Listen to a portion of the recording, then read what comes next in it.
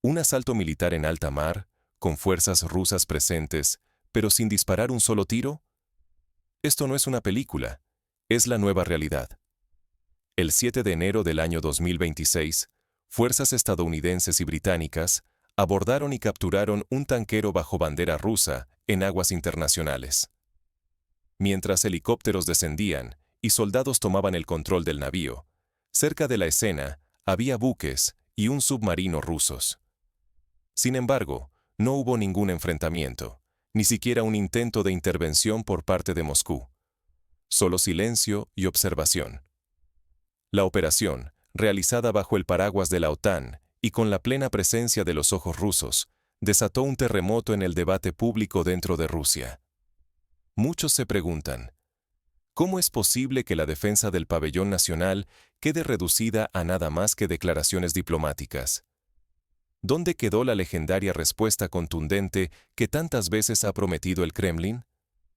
El silencio oficial de Moscú y la ausencia de cualquier reacción militar no solo sorprendieron al mundo, sino que también han sembrado dudas sobre la capacidad real del Estado ruso para proteger sus intereses en el mar. La credibilidad internacional de Rusia, así como la confianza interna de su sociedad en la fuerza de sus propias instituciones, están en juego. Miles de millones en ingresos energéticos, la seguridad de las rutas comerciales y la reputación nacional dependen ahora de lo que se haga, o de lo que no se haga, en estos momentos clave. Lo ocurrido marca más que un simple episodio diplomático o militar. Representa una fisura en la narrativa interna del poder ruso y un precedente que podría cambiar la manera en que se disputan los recursos estratégicos globales.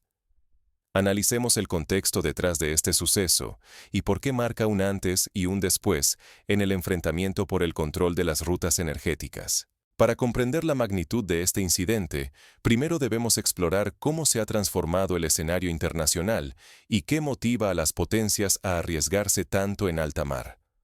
Durante años, el pabellón ruso era sinónimo de inmunidad. Pero todo cambió ese día. Un tanquero llamado Mariner, que navegaba bajo bandera rusa, fue capturado en alta mar mientras intentaba evadir las miradas internacionales. Sin embargo, su historia era mucho más compleja. Antes se llamaba de otra forma y había cambiado de registro varias veces, una práctica común en las llamadas rutas opacas del comercio energético global. Estados Unidos y Reino Unido llevaban tiempo acusando a Rusia e Irán de operar esquemas sofisticados para evadir sanciones. Estos incluyen el cambio constante de nombres y banderas de los barcos, el apagado deliberado de los sistemas de rastreo, e incluso la transferencia de crudo entre embarcaciones lejos de cualquier costa.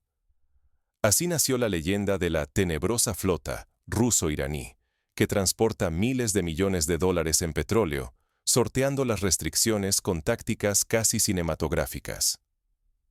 La captura del Mariner fue una operación quirúrgica.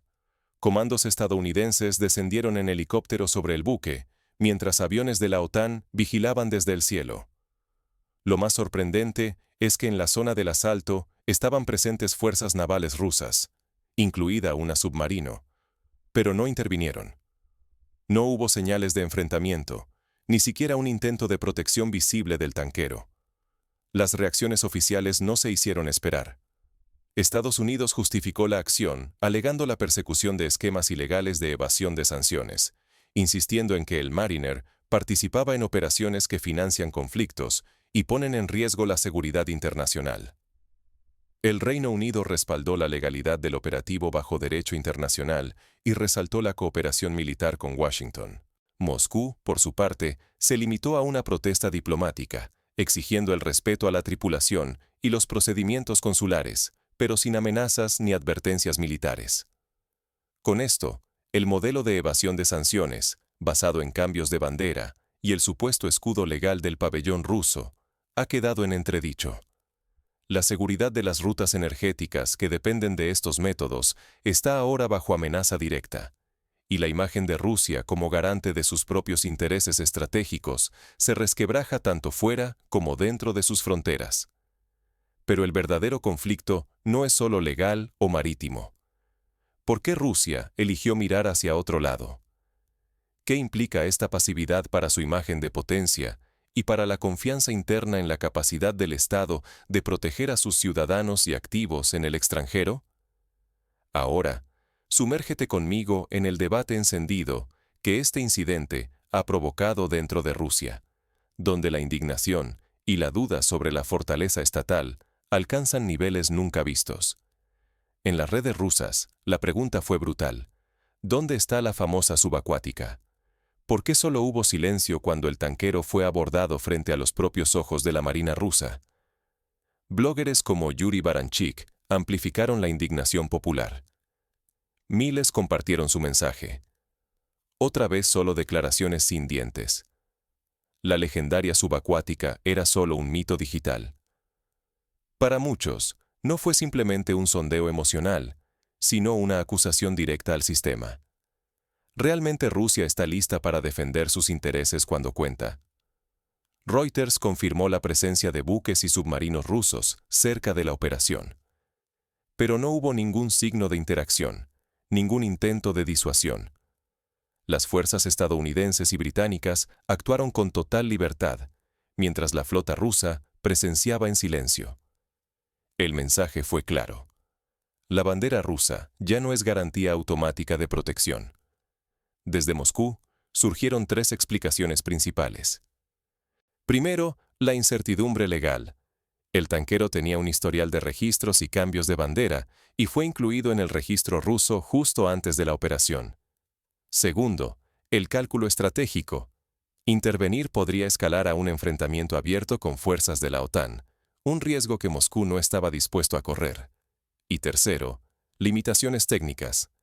No está claro que los medios navales rusos pudieran intervenir eficazmente en esa zona dominada por infraestructura y vigilancia aliadas. Sin embargo, para una parte de la audiencia rusa, las explicaciones no convencen. El silencio militar y la respuesta limitada al plano diplomático se perciben como signos de debilidad. Las expectativas sociales, alimentadas durante años con la narrativa del escudo invulnerable, entran en choque con la realidad de la Realpolitik y las restricciones técnicas y legales.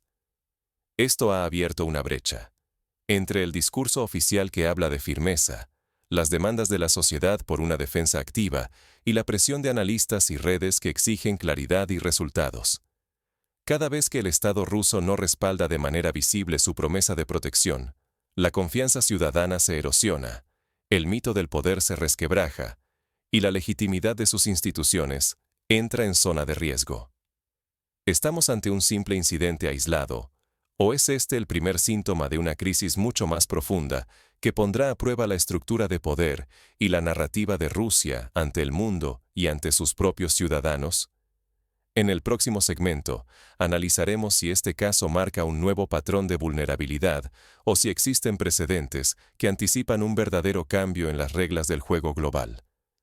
Estados Unidos lanza una advertencia contundente. Ningún tanquero ruso-venezolano está a salvo, sin importar el pabellón que ondee en su mástil. Ya no existen refugios simbólicos ni inmunidad automática bajo la bandera rusa. Washington ha declarado abiertamente que interceptará buques con petróleo venezolano bajo bandera rusa, donde sea que naveguen, desde el Caribe hasta aguas europeas. En la mira están ahora mismo 4 tanqueros fondeados cerca de las costas venezolanas. Cada uno ha intentado escudarse bajo el registro ruso, apostando a la protección histórica que ofrecía ese estatus. Sin embargo, el caso del Mariner ha marcado un antes y un después. La captura de este buque, ejecutada ante la pasividad de fuerzas navales rusas presentes en la zona, demostró que el escudo legal del pabellón ya no detiene una acción decidida respaldada por poder militar real. La protección marítima se ha desplazado del simbolismo diplomático al terreno crudo de la proyección de fuerza. El mensaje es claro. La bandera ya no te salva si tu adversario está dispuesto a ignorar formalismos y asumir los riesgos políticos y militares de la confrontación. Cada nuevo incidente expone aún más las limitaciones rusas, tanto en el escenario internacional como ante la opinión pública nacional. Para Moscú, la presión crece en 2 frentes. Hacia afuera, por la pérdida de capacidad real de proteger su comercio energético clave. Hacia adentro, por el deterioro de la imagen estatal y el aumento de la frustración social ante la falta de respuestas contundentes. El precedente está escrito. Si la fuerza prevalece sobre la bandera, cualquier intento de repetir el esquema del Mariner podría terminar igual o peor para los intereses rusos. Esto reescribe las reglas no escritas de la Guerra Fría marítima. El poder duro ha desplazado la vieja diplomacia de banderas y notas de protesta.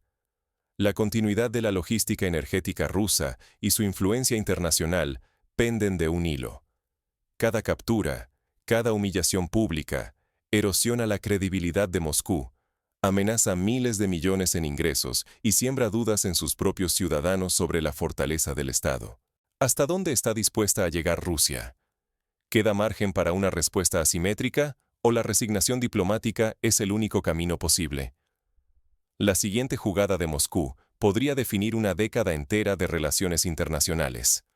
Pero, ¿qué herramientas reales dispone el Kremlin frente a esta presión?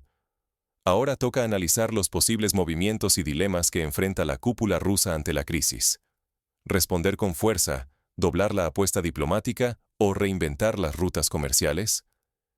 Esa es la encrucijada que enfrenta Moscú tras el asalto al tanquero bajo bandera rusa. Un episodio que ha dejado cicatrices no solo en la geopolítica, sino también en la confianza interna del país. ¿Qué caminos reales tiene Rusia y qué implica cada uno para la seguridad global y la economía mundial? La respuesta militar directa, aunque para algunos parezca la salida más honrosa, conlleva un riesgo extremo: una guerra abierta contra la OTAN.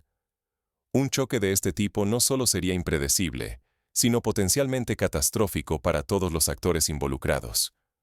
La sola presencia de fuerzas estadounidenses y británicas, respaldadas por la OTAN, ya indica que el umbral para la escalada es peligrosamente bajo.